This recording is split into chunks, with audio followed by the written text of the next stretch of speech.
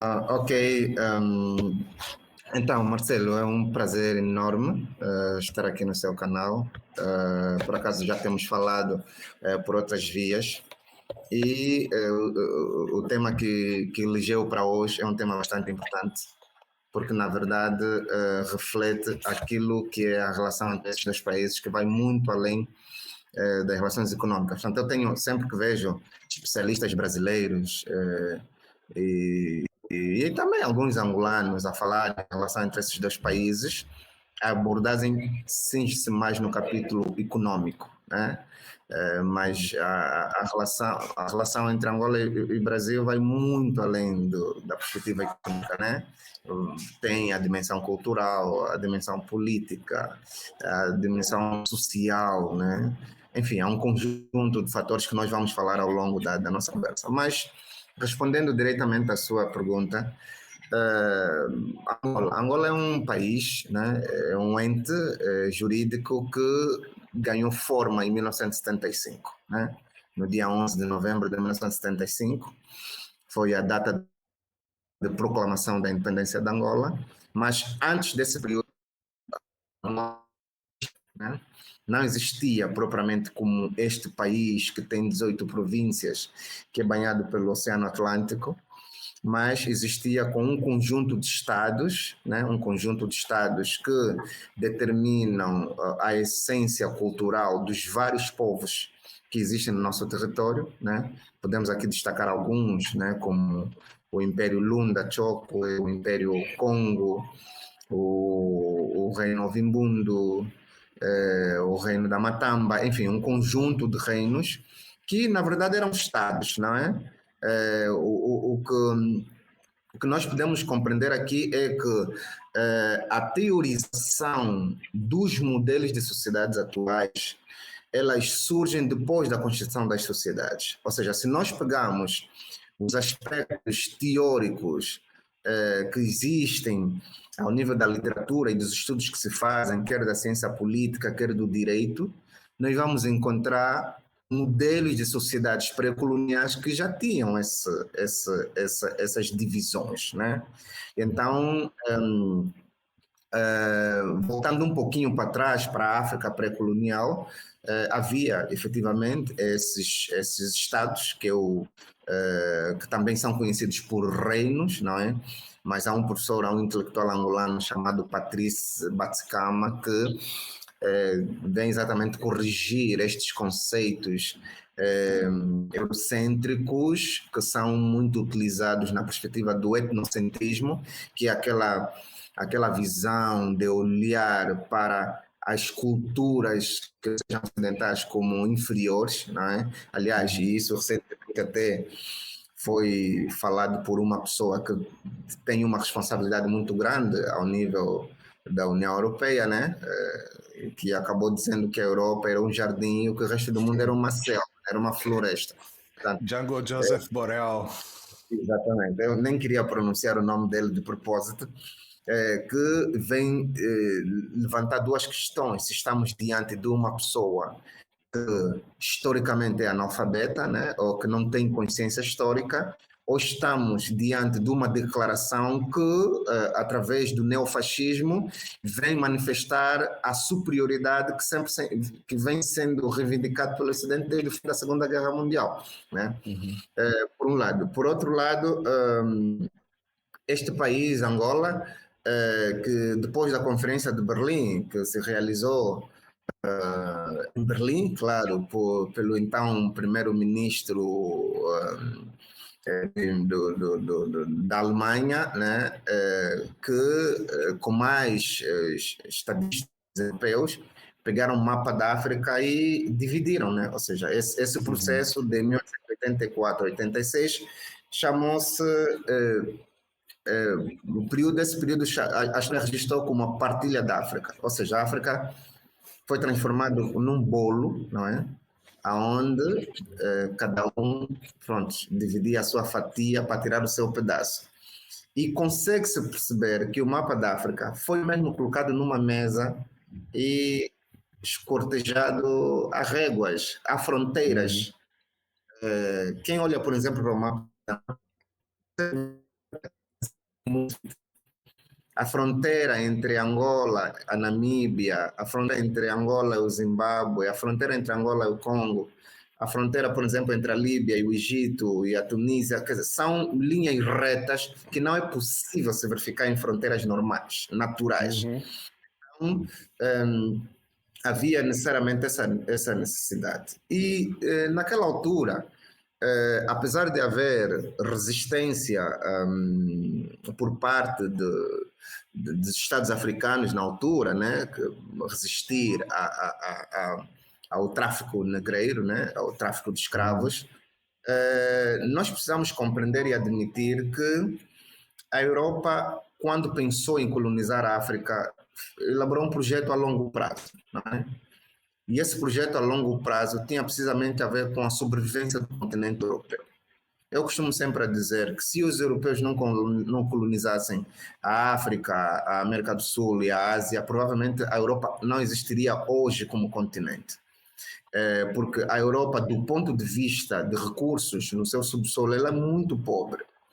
Mas, entretanto, para o desenvolvimento das suas sociedades, eles precisam de commodities.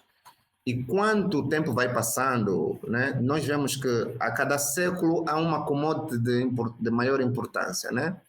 Se nós, no século XII, falávamos de café como a maior commodity, no século XIII foi o carvão, né? E depois, no século XIX, o petróleo. E no século XX já existe um conjunto de recursos como o urânio, o coltan, o cobalto, que são matéria-prima importantíssima para o urânio, o enriquecimento do nuclear que as grandes potências precisam ter para poder infligir esse clima de medo aos estados inferiores. O coltan, que é uma... Eita, travou. Né, os computadores estamos a usar para a nossa live a matéria-prima fundamental para a criação desses aparelhos é exatamente o coltan. E se nós olharmos para a República Democrática do Congo, tem cerca de 52% da reserva mundial de coltan, né?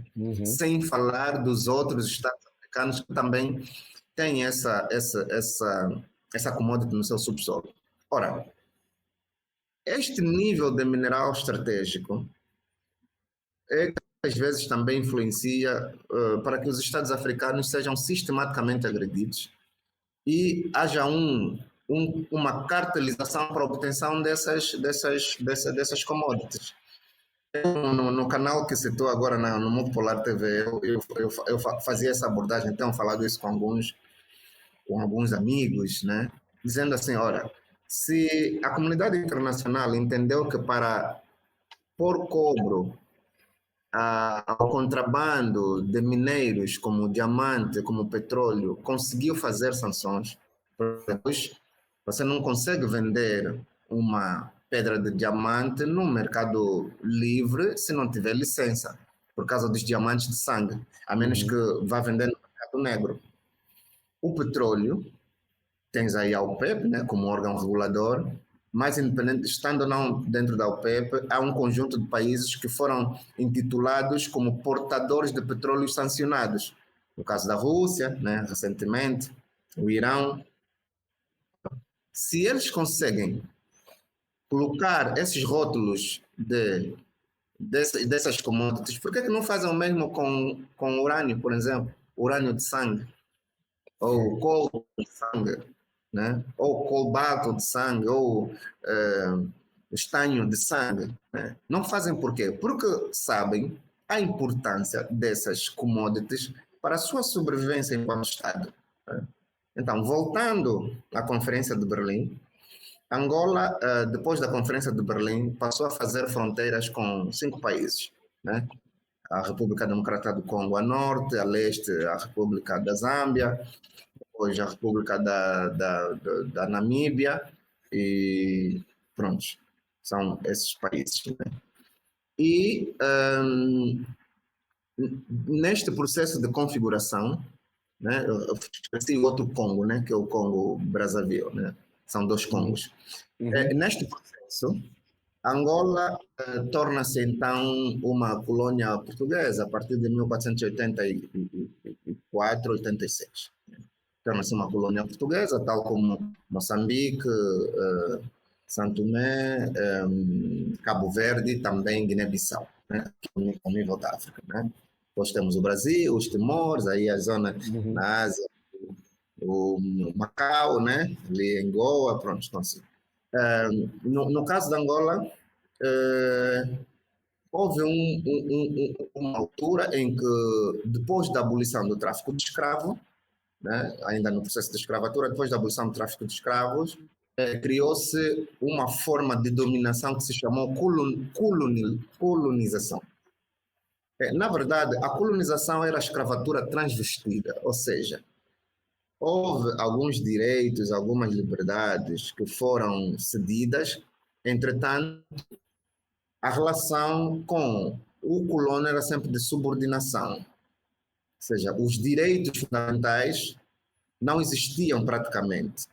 E havia uma enorme diferença entre os colonizados e os colonizadores. Ou seja, os colonizados estavam nos museques, né? Aí no Brasil, para ter uma ideia, são as favelas, e os colonizadores estavam nos centros urbanos, nas cidades.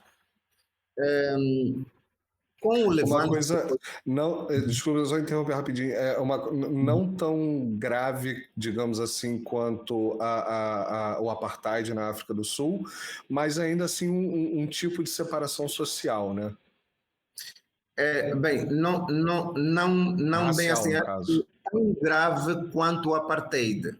A única diferença é que o apartheid tornou-se um sistema político legal, ou seja, a Constituição sul-africana consagrava o apartheid como uma política de Estado, e a colonização era vista como uma forma de governação de países fora do espaço geográfico dos países colonizadores. Por isso é que quando há um período que influenciou muito para o fim das colônias em Angola ou em África, foi exatamente a Segunda Guerra Mundial, né?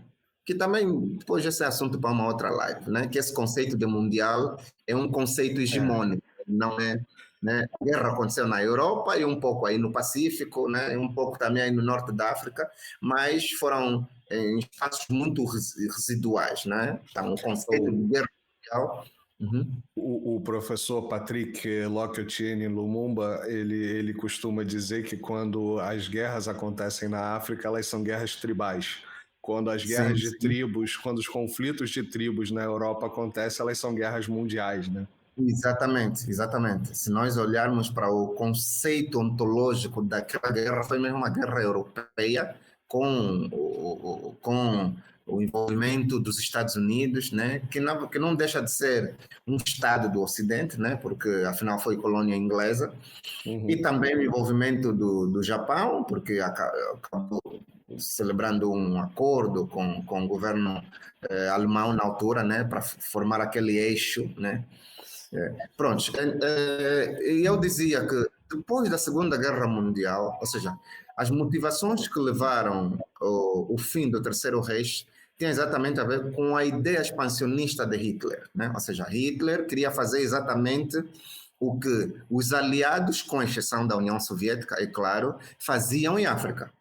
Os aliados, a França, o Reino Unido, tinham colônias em África. E a Alemanha queria fazer o mesmo com a Europa, né? Aquela expansão da Blitzkrieg, né? A guerra relâmpago, que entravam logo e atacavam e ocupavam espaço, é exatamente o que a Europa não permitiu que Hitler fizesse.